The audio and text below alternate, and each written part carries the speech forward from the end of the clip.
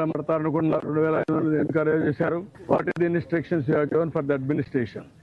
నువ్వు డిప్యూట్ చేసినప్పుడు local congestion లేదు సార్. వాళ్ళు పీస్ఫుల్ గా కూర్చునే ఉన్నారు.